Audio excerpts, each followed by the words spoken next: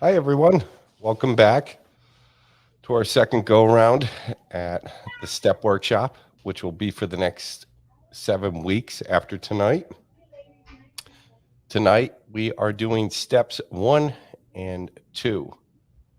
Steps 1, as read from Alcoholics Anonymous, is we admit it, we were powerless over alcohol and that our lives had become unmanageable. And you can insert your drug of choice. And then step 2 is came to believe that a power greater than ourselves could restore us to sanity. So we're going to get to our guest, but to briefly describe what are we admitting to and how that evolved, especially since the advent of Alcoholics Anonymous, we're admitting to having a substance use disorder. And the first thing to understand that at least AA even tried in the 30s was to come to this conclusion that drugs and alcohol do not cause addiction. And they did that with the limited language they had to describe it. And they were pretty good at it because it was successful for the next 80 years. But what they propose through a doctor's letter in the beginning, titled The Doctor's Opinion, Not a Theory, was a letter from Dr. William D. Silkworth stating that alcoholism is a disease. And he starts to describe it using the words disease and allergy, this manifestation of an allergy where you lose complete control over the intake of alcohol when you're drinking it. That's abnormal. And that you have this obsession that's beyond will or indulgence or anything that would resemble a normal mind. And A unpacks this and takes the first 4 chapters of that book to describe a condition that happens to us when we're sober. They stop talking about drinking. So you take the next 80 years of psychiatric research, clinical, neuroscience to unpack the complexity of this disorder. It's not magic. Brains that find a drug or an alcohol addiction are usually brains that receive trauma, and that might not just be an event. It could be a whole host of events that have happened to a person. It could be detachment, and it could be an attunement issue. And once you find alcohol, or if it's dopamine or an opioid release from your drug of choice, an addiction could be created pretty quickly. We know this to be factual now through the American Psychiatric Association, SAMHSA. So in step 1, for most people, if they're in a 30-day inpatient and a detox, this is the consideration in those 30 days, the steps 1 and 2. Do I have this disorder? Do I really believe it's going to kill me? It's fatal and progressive. And it's not solving my problem anymore. So there's this kind of salad bar. This is the problem, but I'm also making an admittance, if I'm going to be true to myself, that it solved my problem for so long. What I seemingly thought helped me, alcohol, marijuana, tripping, helped me when I was younger. To some degree, this has turned on me, and I can't think rationally. I might be a great lawyer, a writer, but when it comes to my drug of choice, I'm insane. And what insanity is, it's a legal term. It's not a psychiatric term. It means you don't know true from false.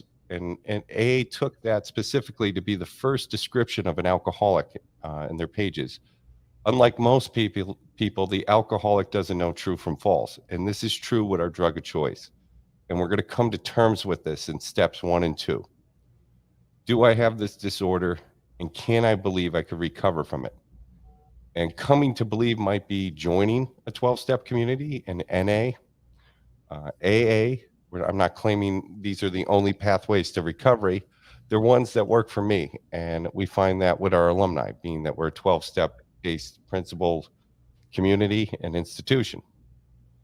So I have the clock's ticking on these first 2 steps. Do I have this problem? Will I do anything to solve it? And that usually comes in the form, can I come to believe to trust someone else? Can I come to believe that someone can take me through the rest of the steps? These are the the decisions you're going to make in these first two steps. And I think we have a wonderful guest that is going to describe her personal experience with that from the misty mountains of Tennessee, now all the way from Louisiana. A quiet little applause for Ashley Duncan. Thank you, Ashley. Hey guys, my name is Ashley Duncan. I am a peer recovery support specialist. I work at Avenues in Metairie, Louisiana. I'm the alumni coordinator for our Louisiana alumni programs. My sobriety date is November 27th of 2015. That's a date that I will never forget. It's a date that I hold on to for dear life. Um, a little short um, backstory. I started getting loaded. I started messing with drugs and alcohol really young. Um, and I never really stopped. Relapse isn't a part of my story because I never tried to stop.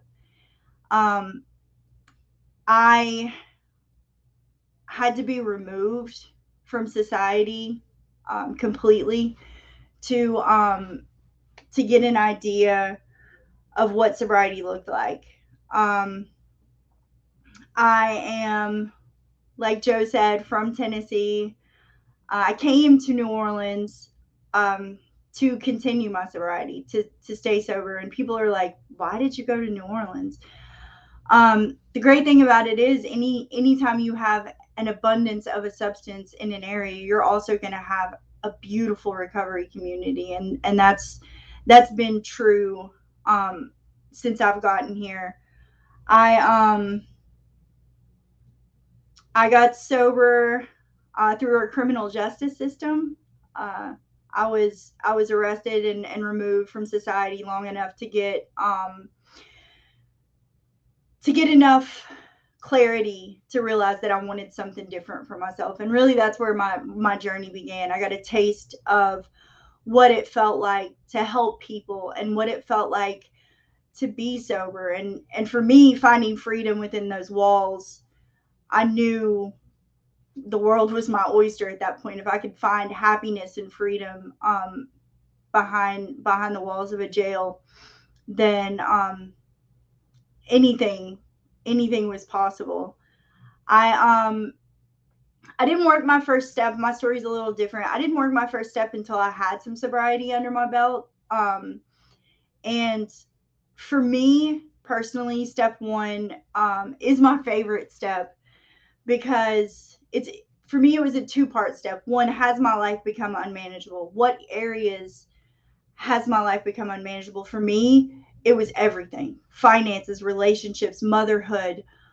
Every single aspect of my life was unmanageable. And was I powerless? Was I completely powerless over drugs and alcohol? I was an equal opportunity addict. I didn't discriminate. Um, it didn't matter. It didn't matter to me. My drug of choice was more, and the most of it I could possibly get. I So I knew that I was powerless, and I was also powerless over what was going to happen if I put any substance in my body. And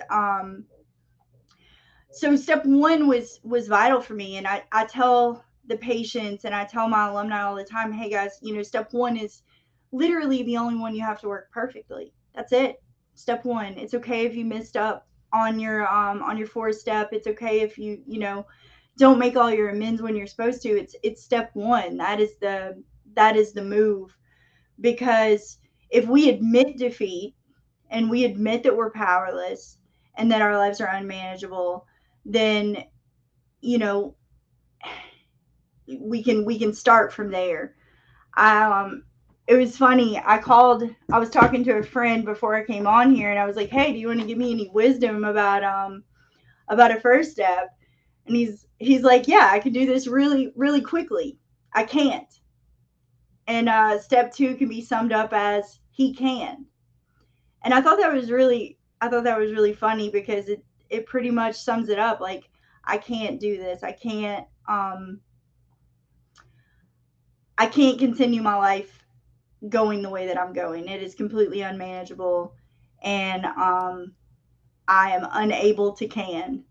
Um, so step one, I think, is also a daily thing. I know at 6.5 years sober that I'm still powerless, and I'm not willing to gamble with that. I don't have any reservations. It's not hard to not drink at a football game. It's not hard to not toast champagne at my wedding.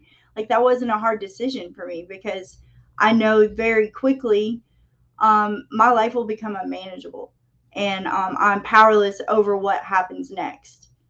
And so step one's always been one of my favorites. Step one and step 10, because I think maybe those were the most difficult for me. Step one was difficult because I didn't want to admit that my life wasn't normal. And I didn't want to admit that I wasn't a great mom and I wasn't a great coworker. And I wasn't those things um, because I was not able to manage any aspect of my life.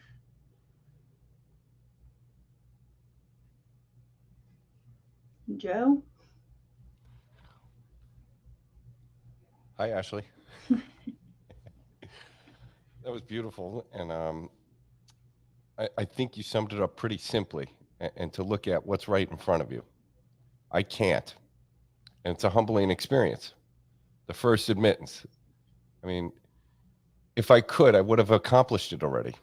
And if it was easy and could be done by myself, I would have done it watching Netflix during all those nightmarish hangovers, waiting for some kind of motivation or will that was just going to rise up in me. And what? My life was going to change from just hiding in my house, waiting for this nightmare to end. But then I would get into treatment and there would be panic when I get around people. Oh my God, I got to talk about this. Do I have to talk about my finances? I just want to stop using cocaine and alcohol and things will get back to normal. None of Right. it was normal. And I think 30 days is just a little sliver of a start to see, wow, this is beyond my drug use. This is beyond my drinking. My brain has betrayed me. Hmm. I cannot will my even my own behavior.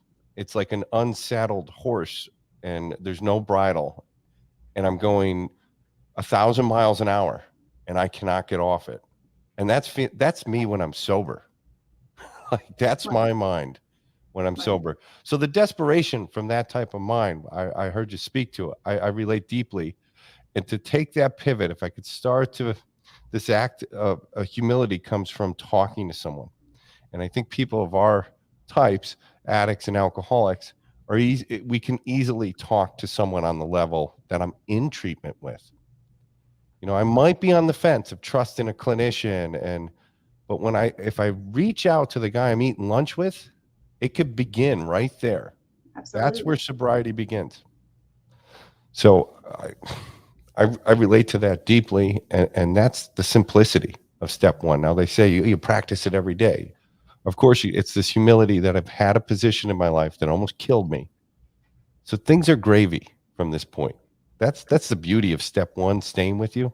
Hmm. That's what's waiting for me if I give up taking care of myself. Step two is, can I trust another human being on this whole narrative? Right. Step two, I really enjoy. I enjoy step two because a lot of people come in to avenues, or they come into the program of Alcoholics Anonymous or HA or CMA, it doesn't matter, and they really struggle with that higher power aspect. And I have this whole skit that I do with the patients where I get up and I'm really animated and I'm like, here, I'm going to move this table. And I struggle moving the table, right? Um, and then I ask other people to get up and stand up with me and help me move this table, 3 or 4 people, and we move it very easily. And I'm like, if you're struggling with a higher power, we can admit that a group of us together are stronger, right? So, like, if you can't get behind the Catholic beliefs or the Christian beliefs and the God aspect, if you can't get behind that, you can believe in this. And that's something that, like, I love to see the lights come on in a moment like that. They're like, wait, so I don't have to believe in God. No, you don't have to believe in God. You have to believe in something more powerful than yourself. And like we can agree that us together are more powerful, and that's, I've seen that work for a lot of people that really struggled with with the God aspect, and just could not get behind it and closed themselves off the moment it was mentioned. Yeah. And I don't care what you believe. I just want you to believe in something, right? Ashley, what if I don't believe in God, but I do believe in the power of the Vatican? I'm just Josh, and I was one of those people. I was secular. I was an atheist, and I don't take issue with atheism. I had to review and take issue with my toxic resentments Right. against the history of humanity prior to me being here. This is how self-centered I am. I didn't approve of what happened on Earth before I was born. So, so let me just disregard anyone who mentions this stuff. That's how limited my thinking got from active alcoholism and addiction. Allows resentments like that to become completely irrational. Right. Takes my sense of humility and just true, honest curiosity. The steps will bring back to you. It robs you of that because to make the world safe in active addiction, arrogance has to replace curiosity. Fear has to be met with no, because it's uncomfortable to talk or admit you don't know something, meet new people. And by the time I was leaving step one, it got exciting again to think life would be interesting. I don't know what I'm doing. This means excitement's coming. I'm going to find relief. I'm going to confront my honest story. Right. That the power I like, it's in people, regardless of your faith. And this is how powerful the practice of the steps are. Your God could be Jesus, you could be a Buddha, it could be Xenu or Thor. If you work the steps, each one of you could work the steps in the same kind of methodical way, and you'll get the same result. You can recover from addiction through a personality change. Now, And what that power is up to you. how beautiful is it that so many people with so many different beliefs can sit in a room in harmony? Yeah, Where else in the world can you find that? not many places, That is not at all. beautiful to me. I like, you can sit in a room with people with all different religious beliefs, socioeconomic backgrounds, with all these different aspects, look different, sound different, but we all have one common solution, right? Yeah, And that's a beautiful thing. that saved my life. My sponsor says, I don't care what you believe in. Can you work the next step? Will you tell me? And I did. I was cynical. I've been around AA a long time, and I was toxic and cynical. I'd sit in a meeting and look for distinctions of why I shouldn't be there. When every single person in that room, the people I even thought didn't like me, would do anything to help me not drink that day. Mm, That's what I was missing. After years of going to AA, I got so cynical. I couldn't even see the basic truth that there was a room full of people that would help Joe. yeah. It's crazy. It's crazy. I'm glad I got to wake up from that. And that's the other half of our title is our being asleep. And I am asleep because I've stopped taking the risk of letting people in my life or feeling any kind of emotion that could attach me to something. I've been hurt so bad. So we're always questioning the use. How much do you use? Well, did you use every day? That's the boring stuff once we're past that detox. Who Mhm. hurt you? Why are you so hurt? Why are you hurting others? Now, this is where addiction, you start to tell the narrative of what addiction is for me. So I think I've been the exact opposite. Yeah. I've spent so much time closed off and not feeling anything, um, that once I got sober and I got a taste, like I love so big. I don't know how to not love big. And yeah, I get my little heart hurt sometimes, but like I want to love people until they can love themselves. And that's kind of like my personal mission statement. Like I'm gonna love you through this, even when you don't want me to. And it's work and it's AA and it's the grocery store. I don't care. So like I didn't really have that struggle of closing people off. I am a social butterfly, and Yeah. I'm like, people, let me have them. I'm a bald old pirate. When did that when did the pivot happen in recovery for you? Was it around step 2? Like you were going to a lot of meetings? What did that look like every day? I'll just be honest. It was prison.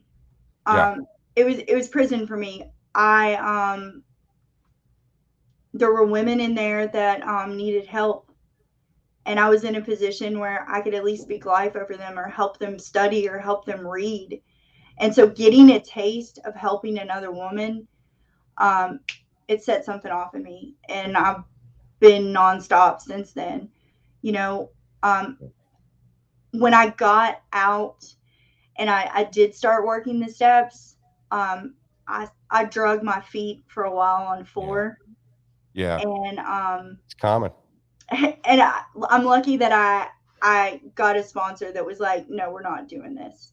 We're not going to do this Yeah. because you need to be helping other women. And she was like, you got 2 weeks to get it done. Ashley, how long ago was that? What?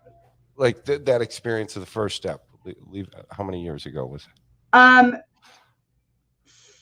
5. 5 years. And what does a day like that today look like? Because that hasn't changed. That operation mission of helping others. Oh What is no! it? If anything, it's expanded. Yeah. You know, if anything, it's expanded more degrees than I thought was possible. Like my life today, I can remember in early sobriety dreaming up what I thought life would look like, and boy, did I sell myself short. Yeah. Um, you know, but today, I want to show up for people, and I tell people that are sitting in my office when I'm doing an intake assessment, they're like, "Lady, what do you know about sobriety?" I'm like, funny you should ask. But I tell them, I'm like, the difference between me and you is one thing. Like, I am 5 bad decisions away from a relapse. You're one. Yeah. I got to put some real work into it to mess up my life at this point. So Yeah. give yourself the time, you know, and and give yourself a chance. Yeah. Relapse does take work. Um, in the hard way. I didn't even see it coming. But I'm really glad you got to come on and share a lot of that. Ashley Duncan, if you're just coming in, she's our alumni coordinator in Louisiana. And she got to share on steps 1 and 2. The next half of this hour, we like to take questions and we'll field them on steps 1 and 2. If you're struggling with these ideas, are you struggling with finding a sponsor? This is the time to reach out. We'll be meeting the next 8 weeks for any alumni. If we could give you guidance through the steps, resources you feel you might not be receiving. And we also have to put a plug in for hammock readings.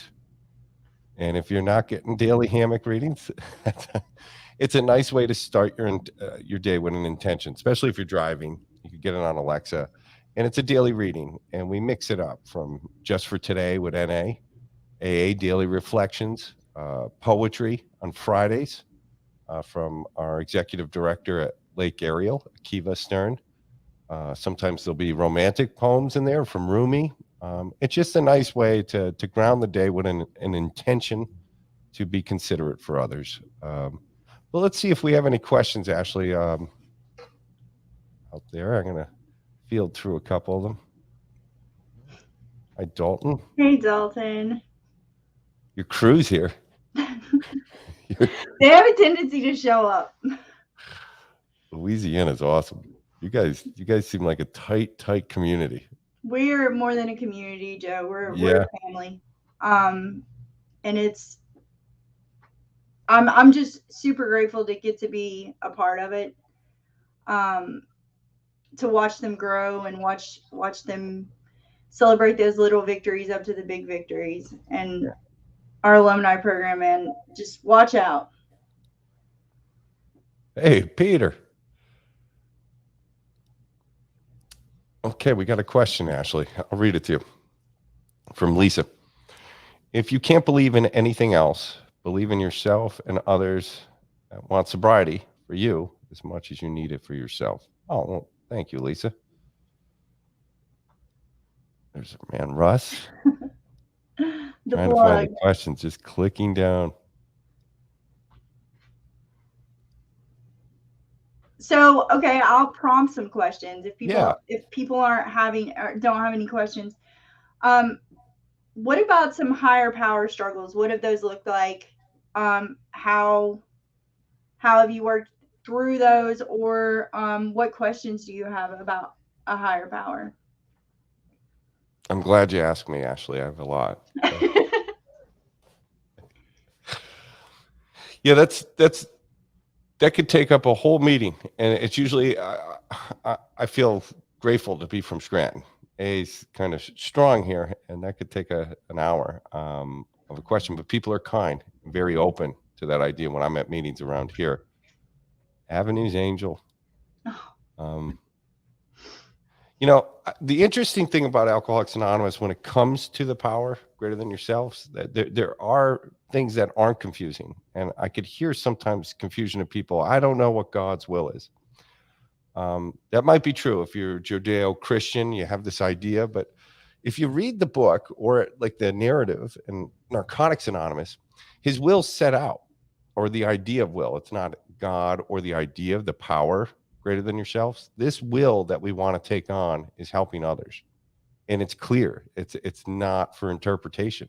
This is the will we want to achieve. Thoughts and consideration and intense work, it says, with other addicts and alcoholics. So this will could be achieved at step 12 if I go through all the steps. They also I find this awesome because it's an old spiritual idea. They tell you where you will find this power.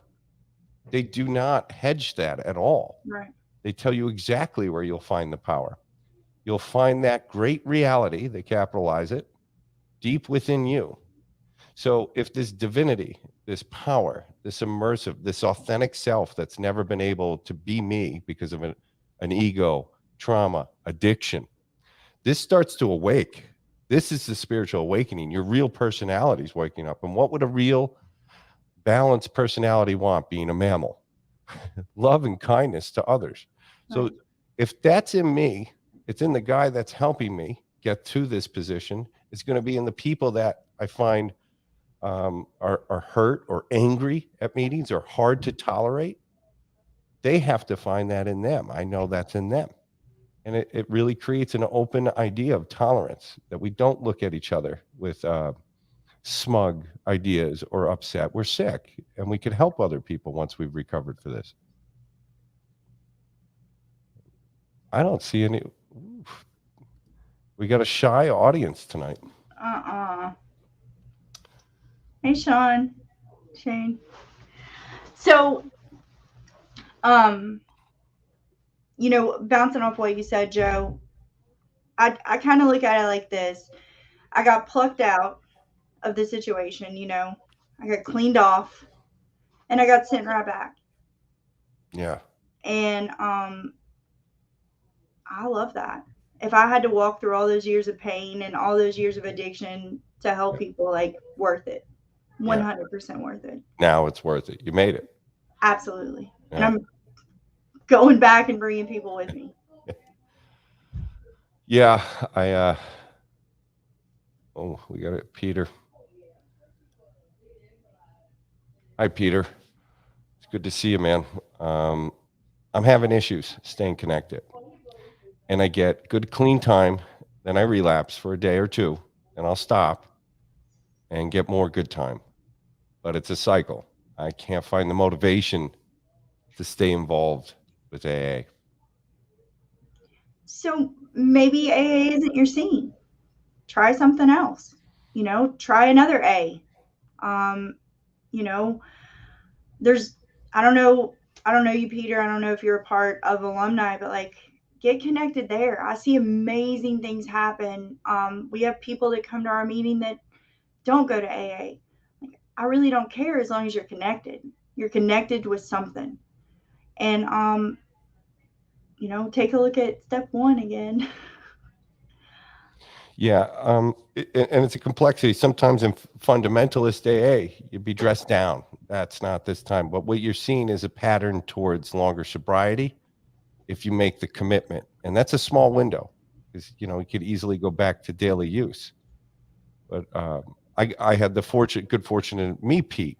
And Pete, I had a similar scenario until I was completely done. I was completely surrendered, and that what that looked like so it's not untangible.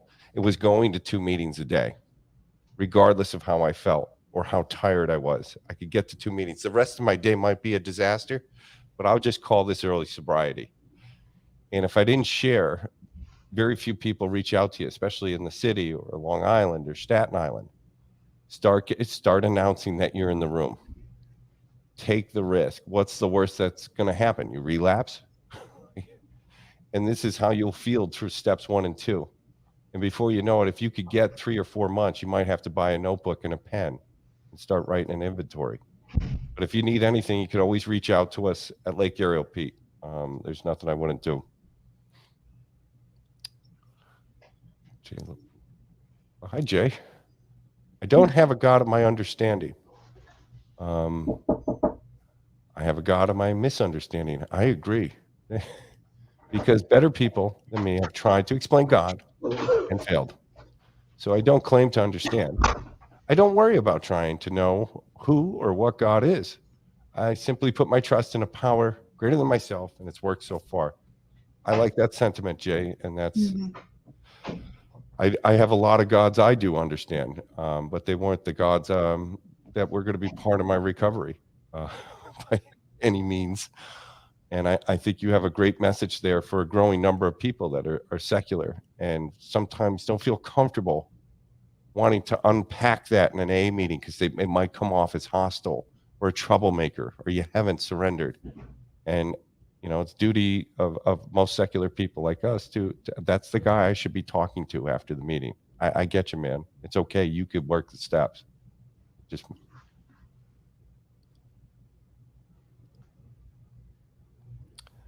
here we oh. Jen, deepest condolences. The love of my life just passed away Sunday. I know without a doubt that my higher power is carrying me through this pain right now. I'm able to stay clean and process the feelings in a healthy way. So, Jen, I urge you to reach out to your women. Yeah, your higher power is carrying you, but so will your women. And just reach out to them. It's okay to call the women in your circle and have good days and have bad days. And I would urge you to reach out to a therapist and try to maybe get some grief counseling and process this. I'm so glad that you're sober for this and you can process it instead of burying it. Thanks, Ashley. Jen, yeah, definitely reach out. Take all the support you can get, even if you're having a good day. I'll message you on Facebook, Jen. Hi, Lisa. Lisa, I read my Bible daily. I was brought up Baptist, but I just felt that spiritual connection when I made 1 year last week. It was like, thank you, Jesus. I am in awe. It's the first time I've been sober in 44 years. Wow. That sounds beautiful, Lisa. We're really proud of Miss Lisa. She's one of mine. She came to all 8 weeks. I feel like I know her just from the picture. Yeah. Miss Lisa drives a very long way to come to alumni, and she still shows up. Hi, Brian. Powerlessness seems to create resentments and a confrontation. How does one balance the notion of powerlessness and maintain healthy assertiveness and boundaries when there is an issue between you and another person? Joe, you're probably better at boundaries. I like it, and there's a context to power. We're not powerless. We're powerless over obsession, addiction, an eighth of a second from my reward center telling me my rational brain it's not. We don't need you. Go down the street, drink, get high today. That's the first powerlessness we're confronting, and that's under a microscope. What's coming after that is what we call power. And it starts to arrive at step 10 and 11, that my conscious mind is now coming back to a place I might be able to trust. And I'm also possibly meditating. And what I'm seeing is this expansion of time of that eighth of a second when I'm angry or depressed or sentiment just washing over me. I could let this thought pass because I could consider others. So it's tough. There is an assertiveness if you're being harmed or receiving trauma, but there's also a power where I don't have to be I don't personalize someone hurting me. I see them as sick. And there's some strict rules in old classic AA. We never criticize someone else when we're making amends or confrontation. They're not brought up because we've tapped into power. And I'm less sensitive. Now I'm really just concerned about the person that may be trying to hurt me. And can I be helpful? Maybe I can't. I don't know the intimacy of the relationship, but we're talking, that could get complex then. But you will have tapped into a power if you get to step 10 and you can start making healthy and sound decisions. And you're not afraid to call people that you trust now, maybe 4 or 5 guys. Hey, I was thinking of doing this as an amends, or confronting someone about this. You don't do that alone anymore. Even in long-term sobriety, I'm constantly seeking counsel on these things, and that's power.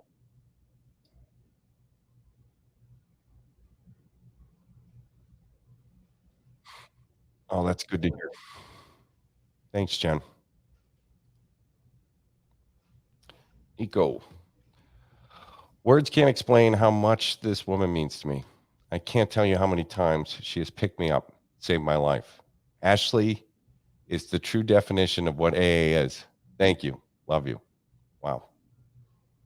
That's very kind. Thank you, Nico.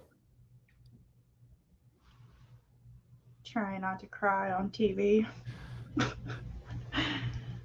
Yeah. Well, um, doing this over the 8 weeks, we're still kicking around some ideas, maybe even in the summer, of having 2-hour workshops. And if you guys have thoughts, please send them to your alumni coordinator or our Facebook. Some of the proposed ideas right now would be a workshop, maybe a 2-hour workshop on a weekend on grief, grief and sobriety, loss and sobriety. Another workshop, dating in recovery, dating apps, and how do I not act like a psychopath online now that I'm sober. Can we just not do dating in recovery? The first year, none of it. Yeah, erase. But I think there's a complexity there where you could get really well after a year, and then that weird shame and uncomfortable feelings come back when you're maybe even dating someone outside of the program, or these things happen, especially in younger people in sobriety. I think that would be maybe a good workshop. We could all kind of just support each other, do it. How do we do this honestly, truthfully, and authentically? Some parenting advice, I think, would be a good one too. Parenting advice. And another one was career changes. You got a criminal record, broken resume. What are the resources in your area, and what can we talk about, and how can we help? Make sure you can find not only just employment, but how would you start to get the guts to say, I'm going towards a career? Yeah. If you have to start over.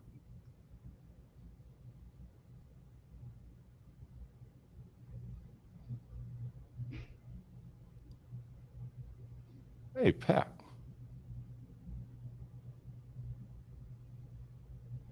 Thanks, Pat.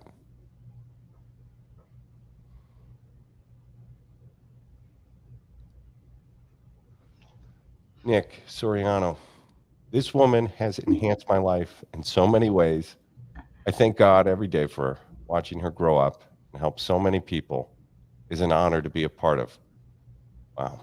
It's my husband, for the record. That's my husband. Well, you got a good man.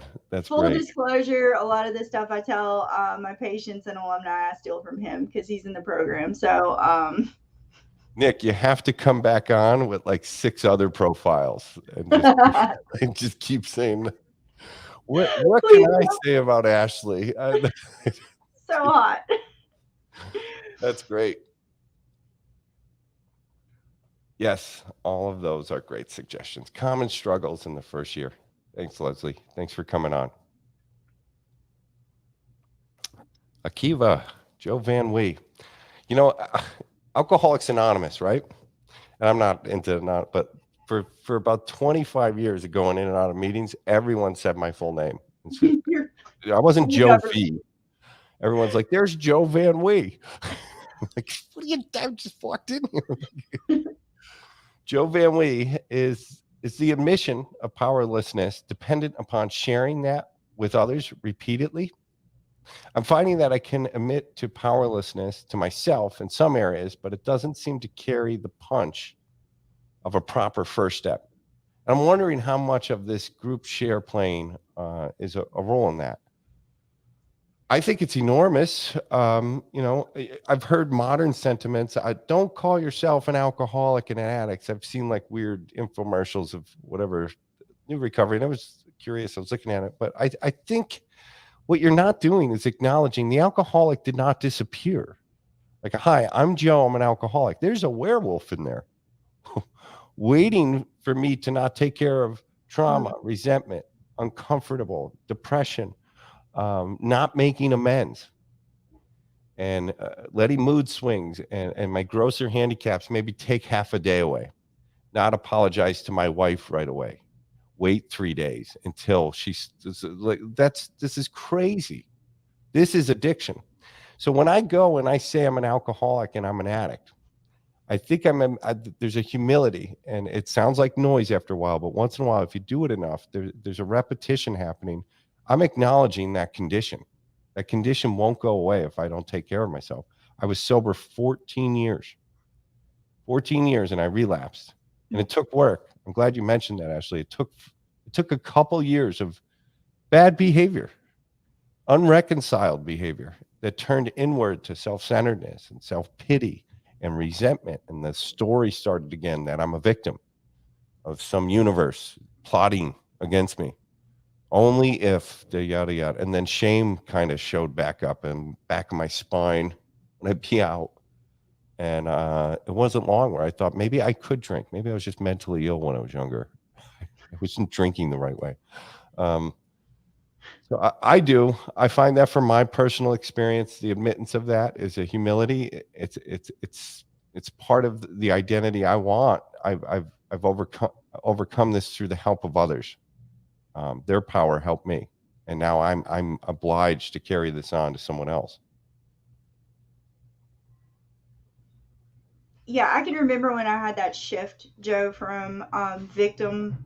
I played the victim really well. I did grow up in a home with addict parents, and you know, I played the victim really well for a really long time. And that moment when it switched from victim to victor, and that was a beautiful thing for me. One of the greatest gifts that sobriety has given me is teaching me who I am as a woman. And like, I don't waver on those things. Before, somebody could ask me what my favorite color was, and it was subjective to what I thought you wanted it to be.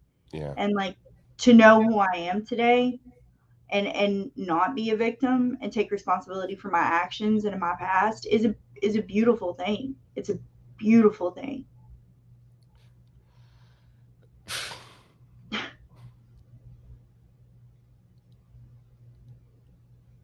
I don't know what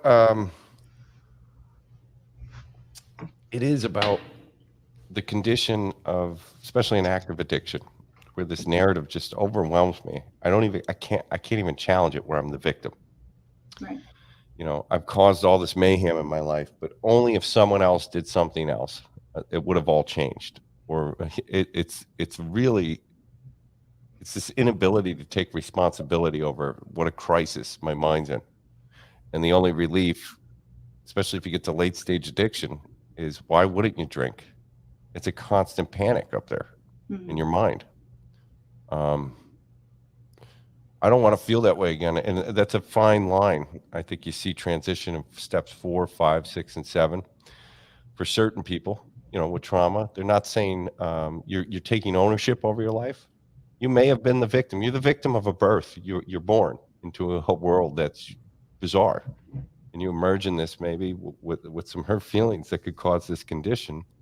But the confrontation of it is the power to say, I'm not going to let this story be the future, and tapping into that power when I do the 5th step from this point. But I always find that interesting, that the same scenario just changes my role in it, as a victim to, I'm going to put a saddle on this. I was responsible for this. And then if I'm responsible for the past, I didn't live the way I wanted to live, I could do something different in the future. There's hope for serious change in how I think and behave. That doesn't sound like sobriety. Like if being sober was the answer, it sounded excruciating. Like I was like, I'm never gonna make this. Do you know what's going on in here? Like I can't be on cocaine. I can't even think without it. Like, what are you Right. nuts? I never believed in a million years that I could get up and go to work and hold a job and have responsibilities without a substance. I couldn't even do my dishes. I couldn't even do my dishes without my substance. Um, you know, and do I still have bad days? Of course I still have bad days. I'm still crazy. I just have really good coping skills.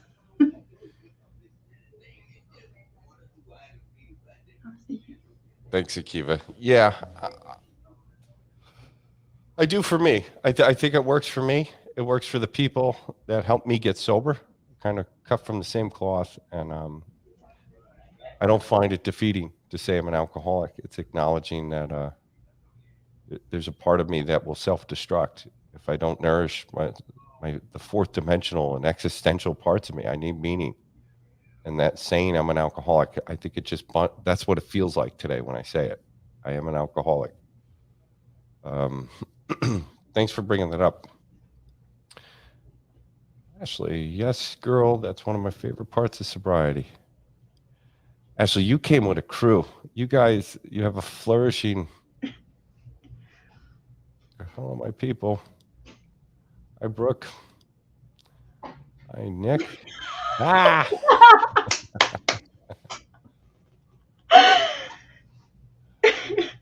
All right.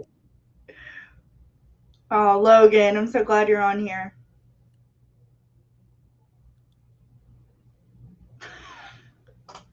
So, Joe, that's Louisiana for, hey, Logan.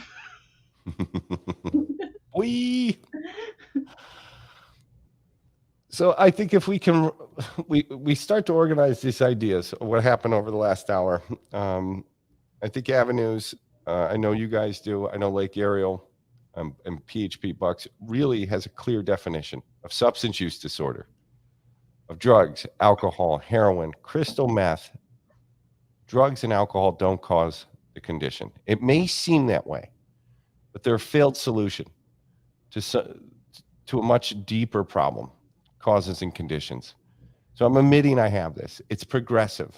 I have an abnormal tolerance because of what it does to me, the reward and dopamine and my opioid system of what's happening. This is unusual, but it's giving me a serious benefit, making life somewhat tolerable, regardless of the consequences it could cause to my finances, my family, my employment, my education. It seems like the trade-off's all right. And until it starts getting worse, and I still can't stop. This is a serious problem. This will kill most people that have it. So I'm admitting to that part, and that my life's unmanageable. This could be systemic everywhere, and I'm not willing to ask for help in all kinds of problems, legal matters, financial, because of the shame of addiction brings to you. Step 2: can I get involved in a community? Can I trust one of the person, maybe two? What can I start making friends that I believe have the same condition and they seem pretty sane. They seem fairly happy. They're enjoying life. How did they do it? And if it's a 12-step community, it's working the steps. It's working the steps and making a friend there. For some, it could look like getting a therapy and working the steps, having a clinician in your life. There is no carved path. Give yourself a wide room and trust that you really want to get sober. I totally agree with that. AA even states we are not the monopoly. Um, and I think recovery looks different. You know, it should look different for each person. Um, I know Avenues alumni, you know, our main objective is to make sure everybody's connected. Like, and do we get homework? Give him homework. I do. The homework this week is to find the second step prayer, and whoever can answer it next week gets a free detox. Okay. Sorry. Come No, on, we could throw swag or something at him. tomorrow, yeah, we can throw in. I know where the hoodies are at Lake Ariel. I know where the hoodies are here. Find the second step prayer, and first person to put it in the comment section next week. We're going to be talking about steps 3, and put it in there, and you will get the nicest hoodie Pennsylvania offers. Oh, And we got a plug here. Winter Hammock Readings is launching. So we were behind waiting for snow in Pennsylvania. We shot it a couple weeks ago. We're on season 3 of Hammock Readings, and they're kind of evergreen videos. You can find the playlist on YouTube's Avenues YouTube, our Facebook, or you could go to the website and sign up for a daily email with them. And it's 1 to 3 minute videos that give a thought, an intention, a reading, a prayer. Sometimes they're a meditative exercise you can follow, or poetry. If you think you would enjoy that, please sign up. And the new scenes, winter scenes, start tomorrow. Ashley Nicole, one of my professors, was discussing the need to have purpose in any capacity in order to get sober, whatever that looks like for people. Do that. Agreed, Ashley. Thank you. Yes, homework, please.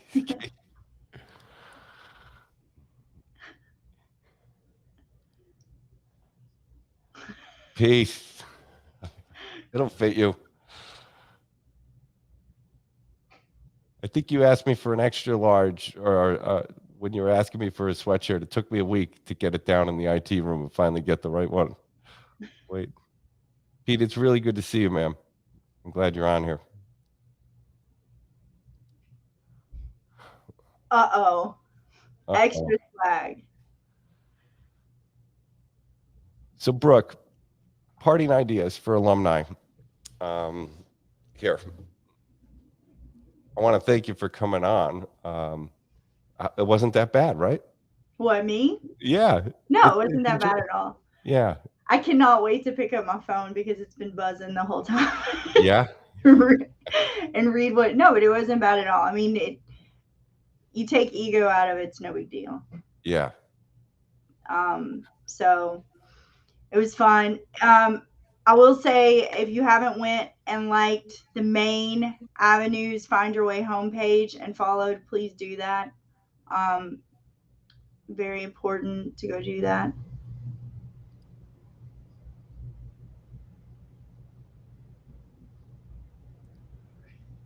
I think that's a great parting sentiment, Nick. Nick, it doesn't matter what I think or feel. It matters what I do and work the steps honestly. And I think that's the beginning of this process. We summed up tonight, and Ashley did a beautiful job. It's not always what we believe in the beginning. It's just taking the risk to act, put one foot in front of the other. We don't have to be our thoughts. They can change. And with enough support in a 12-step community, you can take actions that you might not even believe in yet, but you'll have the support to do it. It will change the way you feel and the way you think. Yes. And before you know it, you'll be taking care of other people. That would be the goal. Guys, I think we're winding down. If anyone needs to reach out to us, please find us on Facebook or YouTube or reach out to your alumni coordinator.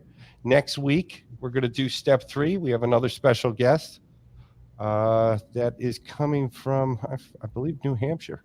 Ooh. Yeah, how about that?